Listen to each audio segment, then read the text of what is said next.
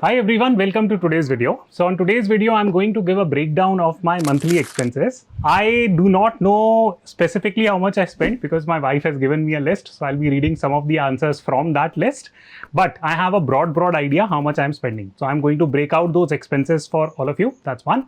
Second key thing, I'm going to talk about some personal finance, personal spending habits that might be of use to you. So I'm going to structure this video into these two specific parts. So before I delve deeper into my expenses, there are a couple of key things that I want to outline. So first and foremost, I started my career back in 2010. And at that point in time, I used to work with a non-profit organization and my structure or pay structure was not that great. And I was making roughly 10,000 rupees a month. Then I started working in Delhi with Ministry of Rural Development. And there also my salary was not very high. And in Delhi, I used to eat like chola kulcha for breakfast also, lunch also, dinner also.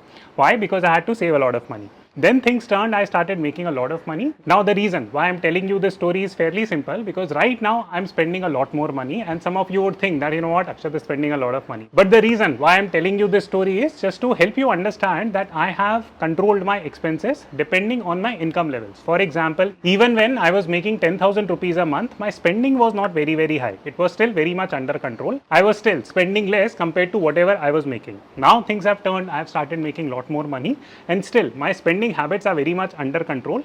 Yes, when I give you a breakdown of my expenses, some of you would think that, you know what, Akshat is spending a lot more money, but this is in alignment with the income that I'm making. And the golden rule that I have followed is that, hey, always have your income more than your expenses. So this is something that I would encourage all of you to adopt as well.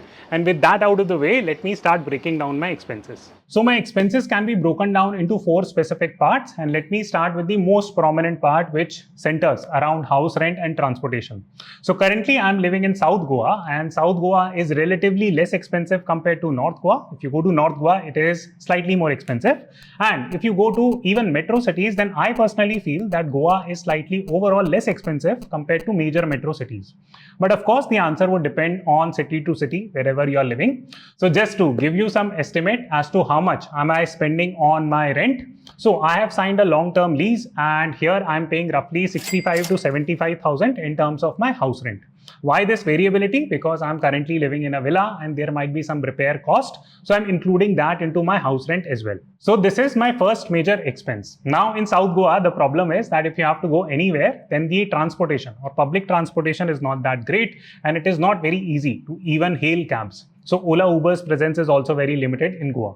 So definitely you need your own car. Currently, I don't own a car in Goa, but I have sold my old i20 that I keep talking about on my videos and I'm buying a Maruti Brezza. But there is a 2-3 month waiting period. So it will take us 2-3 more months. But right now we are renting a car. It's a Maruti Swift. So roughly we pay somewhere around 600-700 rupees per day. So if I calculate it on month-wise basis for rent plus transportation, we are spending somewhere around 1 lakh rupees. So the next major cost for my family is the health and life insurance that we have taken. So we have taken a life insurance on my life as of now. It is a 5 crore life insurance and we roughly pay somewhere around 65 to 70,000. My wife is behind the camera. She will correct me and we will put it in the comment box in case the computations are off. So we are roughly paying around 65 to 70,000 for that life insurance policy on per year basis. And I have also taken a health insurance on my entire family. It's a family cover. So we are roughly spending around 20,000 per year. I have taken these insurances from Ditto, which is a wonderful insurance buying platform. And the medical inflation in India is hitting around 14%, which is very high. So I would recommend all of you to go out and check Ditto as well. You can schedule a free phone call from a Ditto expert and they will help you understand your insurance buying options. And this is a free phone call. So you can use the links in the description box. So if I aggregate all these major expenses, then my per month spent would come out to be approximately 1,07,000 around on these 3 key items. So now let me move on to my second biggest expenditure bucket, and that is my son Zain. So I have a son, I have a 2.5-year-old son, his name is Zain and he's growing up. We have to undertake a lot of expenses on him and I will give a breakdown of how much money we are spending on Zain right now. Now, on a side note, I know that I will get a lot of heat for talking about my son from an expenditure point of view and calling him an expenditure bucket, but please take it in the right spirit. So the first key item on which we will spend money on Zain would be his toys and education related stuff. So we are roughly spending around 10,000 rupees per month on his education. So my wife and I are going to homeschool Zain. So that is a decision that we have made. From time to time, we will send him to some private tutoring classes and sports clubs, etc. as he grows up. But as of now, we are spending roughly 10,000 rupees. And this spend is going to go up in the future for us very, very soon. The reason is that we had an opportunity to speak with several of our neighbors, and they were telling us that if you are putting your kid in a play school in Goa, then even there, the spend would be somewhere between 50,000 to 1 lakh rupees. So this is for a good play school in Goa. Now, I do not know the exact expenditure that happens in different cities. So you can comment below and let us know. But this is one of the key items for us in terms of Zain. Now, the second key item is the diapers. So diapers these days are also very, very costly. In fact, I was just asking my wife that how much does a diaper cost, and she told me that it costs somewhere between 12 to 15 rupees per diaper, and a small kid would usually use around 4 to 5 diapers a day. So you can run the math, it will come out to be approximately 2,000 rupees per month just on diapers. So again, having kids require a fair bit of financial planning. Some of the key things that we are discounting in terms of raising our son would be that right now we do not have a specific dedicated nanny for him per se. But again, if you are putting your kid and hiring a specific maid for him, then that can also add up a lot of expenses.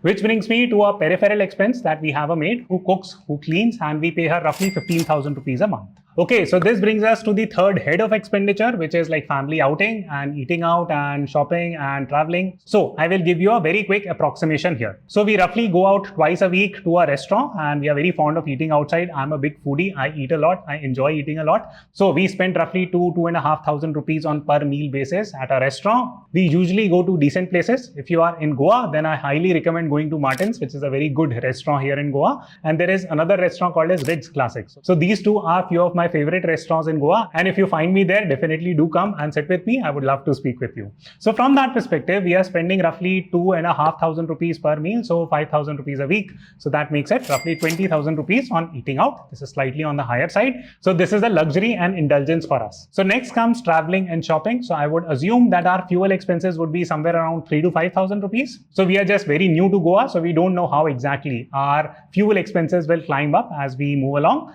So I am talking about in an approximate sense that how much we are spending on fuel, so roughly 3,000 to 5,000. We are still yet to receive our utilities and electricity bill, so I will tag it to somewhere around 10,000. Again, we don't have an idea about the cost of electricity as of now, but I'm just tagging it between 5 to 10,000. It's an approximate amount. Now, in terms of shopping, and I can see my wife smiling at me. So my wife shops a lot. She's a shopaholic. No, I'm just kidding. And now she's looking at me with a stern look. No, actually, my wife is very, very frugal. She does not spend a lot of money in terms of shopping. And honestly, I'm putting a number 0 there because honestly, we do not shop much. But on a yearly basis, I would say that, hey, of course, like any family, we would be spending a bit of money in terms of buying utensils, buying clothes, etc., etc. So maybe we can tag it as like miscellaneous expense of 5,000-7,000 rupees. Okay, so now let me move on to the final item, which I'm categorizing as boring and miscellaneous items. So here, the first item is internet, and my wife has given me a list, so I'm reading it out from there. So internet, we are spending roughly 1,800 rupees. Now you'll say that, hey, that's very costly internet. It's because we have 2 connections. We actually work from home, so therefore we need 2 internet connections. And I take a lot of online classes also. So you can check some of my courses on Wisdom Apps. They have been reviewed very favorably, and I will put the links in the description box. So that is internet, and we have 2 internets as of now, simply because of the fact that we are working from home. So the next item on the list is food and groceries, and we are spending roughly 35,000 rupees on food and groceries on a monthly basis because we tend to eat a little bit more organic food, especially for Zain. When I was a school kid, I used to eat chalk, and now we are feeding our kid organic food. No, but on a serious note, what is happening is that in his generation, in Zain's generation, there is a lot more adulteration of food. So it becomes very, very important for all of us to eat high quality organic material.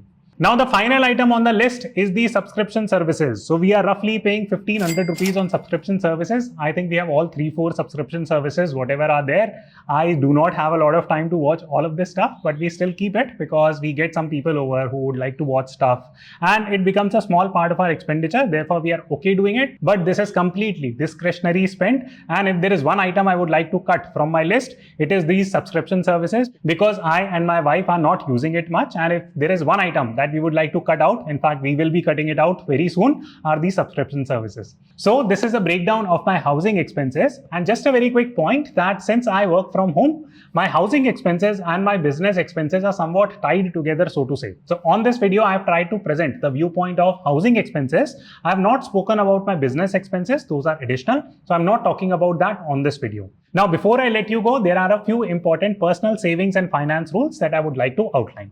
Rule number 1 is that always have your income more than your expenses. This is a rule that I followed even when I was making 10,000 rupees. Now I make a lot more. I will not reveal how much money I am making. That is besides the point. But the important rule that you can take away is that always have your income more than your expenses. Why? Because this allows you to invest your money and that becomes a secondary source of income. Second key rule, that if you are struggling in terms of planning your finances on a monthly basis, then what should you do is that you should write out your expenses and income. At least try to do this exercise for a little while. So this will give you an idea on what elements you should be cutting out your expenses. Now comes third rule. This will help you understand more about where you should be spending versus not spending your money. So follow the 50-30-20 rule. It simply means that 50% of your money should go towards your needs. What are needs? Needs are critical items, and your life might become very, very painful if you don't have these elements in your life. For example, if you cannot afford to pay the house rent or the kid's school fee, this is something that you can't do away with. This is the need money. So 50% of your income can go to need money.